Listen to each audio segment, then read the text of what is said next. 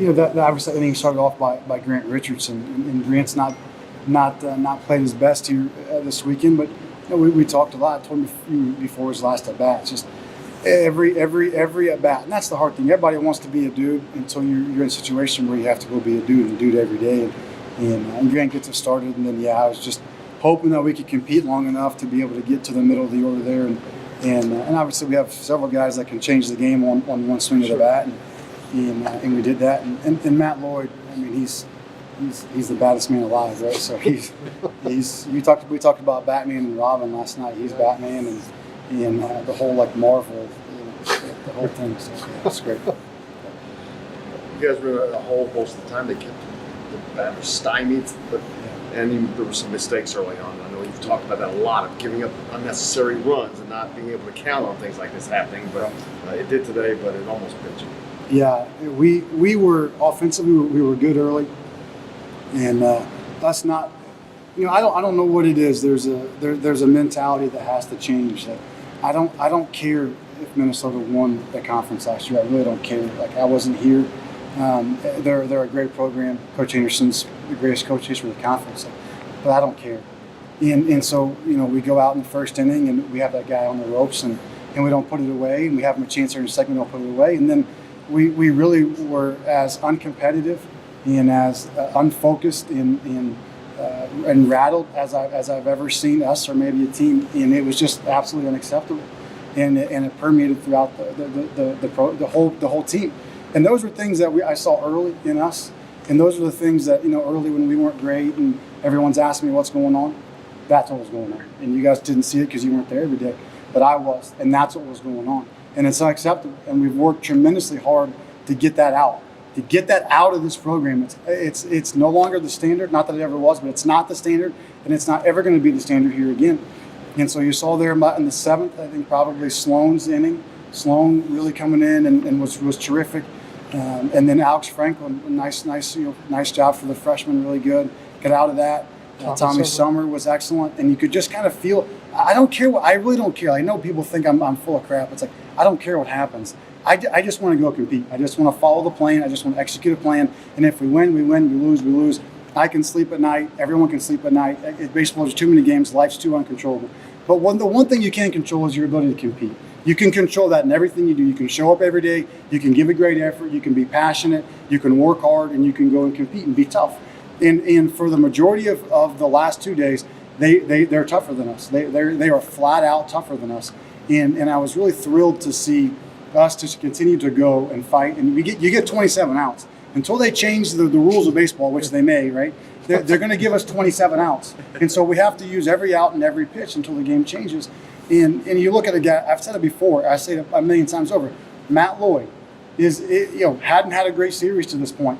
But every single at bat, every pitch of every game, he's the most competitive, the toughest, and the most accountable guy out there. He doesn't dodge it. He doesn't dodge responsibility. He goes out and he works his butt off every day and gives himself a chance to succeed and gives us a chance to succeed. But there's a lot of guys in those last couple of innings that did their job to be able to have Matt be in that position. But that's all I want to see us do. That's all I want to see us do is just compete and be tough and follow a plan. And we didn't do that for a long time. And hopefully this is the last dying breath of that mentality where we can get it out and never have to look at it again and move forward from there. Because having been so successful hitting the long ball this year, do you think that's also played a negative role in adding to exactly what you just talked about, relying on that too much? I don't think so, to be honest with you. I really don't think so, because we don't. And I know nobody believes me, but the entire year, all we do is preach head high line drive. So when I say, guys, I want you to do damage. I want to get in the count so we can do damage. Damage to me is a head high line drive back to the big part of the field with good spin at 100 miles an hour. If you do that, balls hit the ground and they roll to the fence, and if they carry, they go over the fence. I have told them all the time, I don't care. It would be wonderful to me if we took an entire batting practice and didn't hit a single home run. It won't happen if you do those things. Home runs are the product of spinning the ball right, putting it on the barrel, and being really strong. And so we've built an entire offense around the identity of not hitting home runs. And because you don't ever try to do those things, do you actually in fact then end up hitting them? I think our I think our ebb and flow of our offense is not the home run. Our ebb and flow of the offense is not understanding how to have a true at bat consistently. How to have an at bat. We're getting far better, but understanding how to follow the rules. How to you look at it today. We had so many situations where we have a right-handed pitcher and a right-handed hitter, and we're spinning up off breaking balls this way. That will never work. My mom's a high school math teacher for 40 years, and you do the math, you do the geometry of it. An object moving down and away and an object moving up and away has a 0% chance of success. We have left-on-left guys doing that. We have right-handed hitters on left-handed breaking balls pulling off. You can't do that. They know how to approach them. We just have to do that. And the thing is, when the bullets start flying and it gets intense, that's when we have to rely back onto our core principles. And so I understand that we came in and I asked him to do a lot of different things they may have never heard before. Most college hitters have never heard of the things that we do because it's not made for college. It's made for professional baseball. And so they don't know a lot of these things. And so the issues don't come from the home runs. The issues come from not trusting the process to get to have offensive success. So we strike out too much because we swing at breaking balls that start below our head. So the basic rule is head higher above, halfway to you. Head higher above, halfway to you. There are breaking balls that leave the hand that are never in the strike zone. Never. Not for 1 second on the flight could that be a strike. And we'll swing at it. So that's not an issue of a home run. That's an issue of not following the plan. And so as we get better as an offense, we'll continue to hit home runs.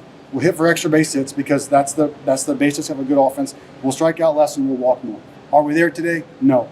But we are a world better than we were 8 months ago. We are a world better than we were 6 weeks ago. And I expect us to continue to get better and to grow as we learn and apply. I can get him in the cage and we can do it 1,000 times over. Right. But all of a sudden you put a couple thousand in the stands and you put this, you're in first place, this or that, and all of a sudden we revert out of that situation because emotion makes us crazy. Emotion makes us crazy. And so we have to be emotionless. We have to be black and white. We have to work in fact. And as we do that more, we'll continue to get better. I assume you didn't mind the emotion too much after Matt hit that ball, though. I was out of emotion at that point. I was so stunned. I mean, in your mind, as you're just hoping you can move it to the next guy. But yeah, the emotion of the aftermath, and I want guys to be excited for the teammates. I want you to enjoy winning. We've won a lot of games in the last couple of months. I want you to enjoy winning in the outcome. But what we can't do is have the emotion in the moment when we're trying to compete. We have to be focused on the plan, executing the plan, and competing, and that's it. If you compete and you execute a plan, the rest will happen because you're prepared the right way. When you don't, that's when we fail, and that's when afterwards I have a problem. I have no problem losing. I might be the only coach to ever say that. I have no problem losing if we lose the right way. But more often than not, you'll win if you do it the right way.